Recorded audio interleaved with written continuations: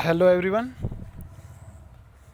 welcome to all of you in the Viswas Navsarda Senior Secondary School's online platform. Myself Surjit, and I hope you have studied the first lesson carefully, and today we are going to start the second lesson. दूसरा lesson हम आज शुरू करने जा रहे हैं। First lesson में हमने पढ़ा था कि शीत युद्ध जो है वो किस प्रकार से शुरू हुआ और शीत युद्ध कहाँ तक फैला, शीत युद्ध के जो दायरे हैं क्या थे, शीत युद्ध में कौन कौन सी मुख्य घटनाएं हुई और शीत युद्ध ने किस प्रकार से दो ध्रुवीयता को जन्म दिया। दो ग्रुप बने, पूर्वी गठबंधन, पश्चिमी गठबंधन, वार्सा पैक्ट आप कह सकते हैं, नाटो, एक तरफ सोवियत संघ रूस, दूसरी तरफ यूएसए। तो ये दो ध्रुवीयता थी जो शीत युद्ध के दौर में पूरी तरह से जारी थी। शीत युद्ध के समय में दो ध्रुवीयता थी, इसका अंत जो है वो कैसे हुआ, यानी कि दो जो बड़े ग्रुप थे विश्व में, क्या उनमें से किसी एक ग्रुप का अंत हुआ और विश्व जो है वो दो ध्रुवीय नहीं रहा, ये हम इस लेसन में पढ़ेंगे, दो ध्रुवीयता का अंत। तो सबसे पहले हम देखते हैं कि किस प्रकार से जो है वो शीत युद्ध जो है आगे बढ़ा। शीत युद्ध के सबसे बड़े स्तंभ के रूप में बर्लिन की दीवार खड़ी की गई थी। जब शीत युद्ध अपने चरम पर था तो बर्लिन की दीवार बनाई गई थी, जैसा कि आप चित्र में देख सकते हैं। यहाँ पर बर्लिन की दीवार उस समय खड़ी की गई थी जब शीत युद्ध अपने पूरे चरम सीमा पर था। पश्चिमी जर्मनी, पूर्वी जर्मनी, साम्यवादी जर्मनी, पूंजीवादी जर्मनी, ये उस समय बांट दिया गया था। जर्मनी के बीचों बीच एक दीवार खड़ी कर दी गई थी जिसे बर्लिन की दीवार कहा गया था, और ये दीवार जो है वो शीत युद्ध का प्रतीक थी। 1989 में पूर्वी जर्मनी की आम जनता ने इस दीवार को गिरा दिया और इस नाटकीय घटना के बाद जो है ऐतिहासिक घटनाक्रम सामने आया। इसकी परिणति दूसरी दुनिया के पतन और शीत युद्ध की समाप्ति के रूप में हुई। 1989 में 1989 में जर्मनी की आम जनता ने उस बर्लिन की दीवार को गिरा दिया, और ये घटना जो है वो पूरे विश्व में शीत युद्ध की समाप्ति की शुरुआत थी, और कहें तो इस घटना ने शीत युद्ध की समाप्ति की शुरुआत कर दी थी। शीत युद्ध जो है वो समाप्त होने के कगार पर था, क्योंकि जो शीत युद्ध का प्रतीक दीवार थी उसको लोगों ने गिरा दिया था। तो उसके बाद जो है सोवियत संघ रूस जो है वो उसका अंत होना शुरू हो गया था, लेकिन सोवियत संघ को ये सब चुपचाप देखते रहना पड़ा। हालांकि वो एक शक्तिशाली व्यवस्था थी, अमेरिका के बराबर, या यूं कहें अमेरिका को चुनौती देने में सक्षम अगर कोई देश था तो वो सोवियत संघ था, और चुनौती दे भी रहा था। लेकिन अपनी व्यवस्था को ध्वस्त होते उसे देखते रहना पड़ा, क्योंकि वहाँ की आम जनता जो है वो उस व्यवस्था को ठीक नहीं मानती थी। तो इसलिए सोवियत संघ रूस का विभाजन भी हुआ। आगे चलकर हम पढ़ेंगे। तो सबसे पहले देखते हैं कि शीत युद्ध के दौरान जो सोवियत प्रणाली थी वो क्या थी। यानी कि शीत युद्ध के समय दो ग्रुप थे, एक तो यूएसए और दूसरा सोवियत संघ रूस। लेकिन सोवियत संघ रूस क्या था ये हम देखते हैं।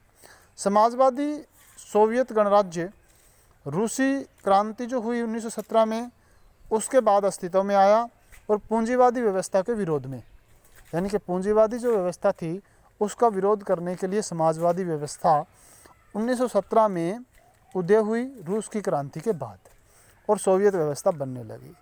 इस व्यवस्था के सिद्धांत होते हैं कि इसमें जो है वो सार्वजनिक वितरण प्रणाली को महत्व दिया जाता है, और इसमें जो है योजनाबद्ध तरीके से देश का विकास किया जाता है, प्लानिंग डेवलपमेंट किया जाता है।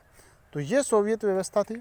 इसमें निजी संपत्ति की छूट नहीं होती है, प्राइवेट प्रॉपर्टी अलाउड नहीं होती है, सब संपत्ति जो है सरकार की होती है, साम्यवादी गवर्नमेंट होती है, समाजवाद पर सरकार अधिक बल देती है। तो ये सोवियत प्रणाली थी। दूसरे विश्व युद्ध के बाद पूर्वी यूरोप के देश सोवियत संघ के साये में आने लगे, यानी कि पूर्वी यूरोप के जो देश थे वो सोवियत संघ के अगुवाई में इकट्ठे होने लगे और उन्होंने समाजवादी व्यवस्था को अपना लिया, समाजवादी प्रणाली की तर्ज पर अपने देश को ढालने लगे और इन्हें दूसरी दुनिया कहा जाता है। और इसका नेता कौन था? सोवियत संघ, रूस। अब दूसरी दुनिया इसे कहा जाता है, तो पहली दुनिया किसे कहा जाता है? पहली दुनिया पश्चिमी यूरोप को कहा जाता है।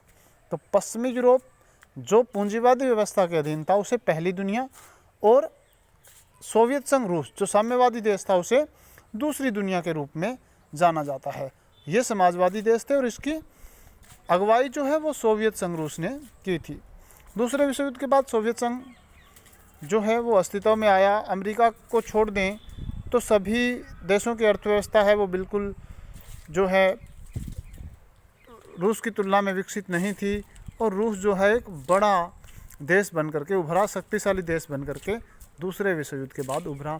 उसके पास विशाल ऊर्जा भंडार थे, उसके पास लोहा, इस्पात और जो खनिज पदार्थों का भंडार था, और उसके पास ताकत थी।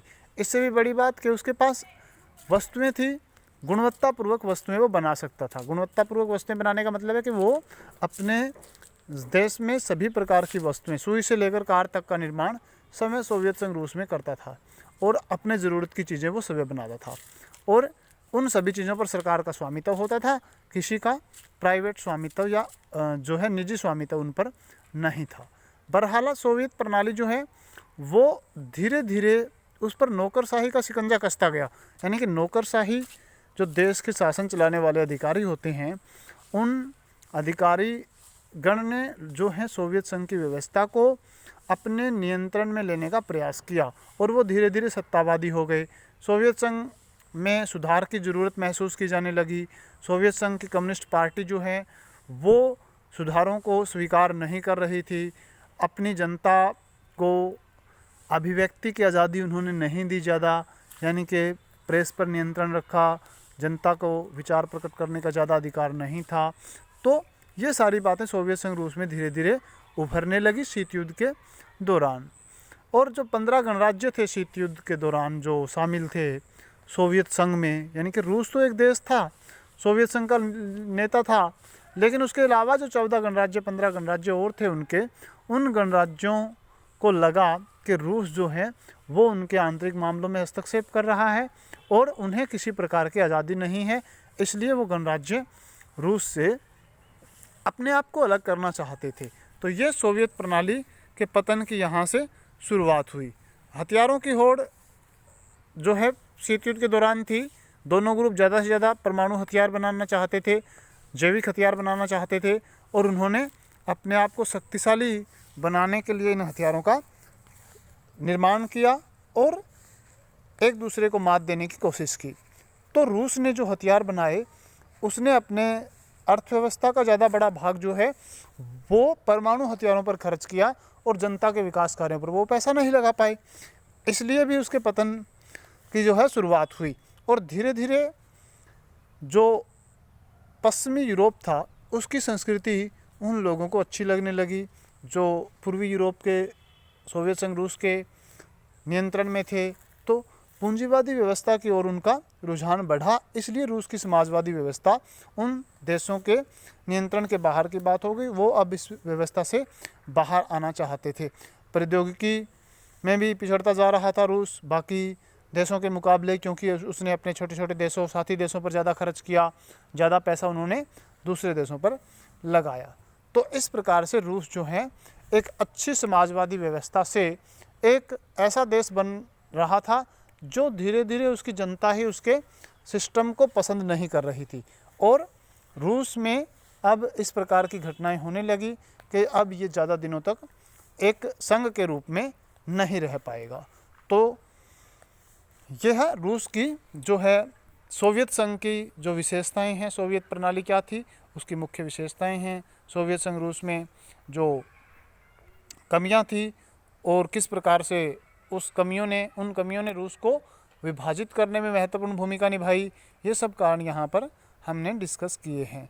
इससे आगे हम नेक्स्ट वीडियो में करेंगे कि गोर्बाचोव एक नेता हुए जिन्होंने सोवियत संघ का विघटन तो नहीं किया, लेकिन उसने सुधार करने की कोशिश की और विघटन हो गया। तो उसके बारे में हम नेक्स्ट वीडियो में करेंगे। इस वीडियो में आपने सोवियत संघ की जो विशेषताएं हैं और इसके अंदर उजागर होने वाली इसकी कमियों की चर्चा जो है वो की है, इनको आपने नोट डाउन करना है। तो नेक्स्ट वीडियो में हम इससे आगे स्टार्ट करेंगे। तब तक के लिए थैंक यू।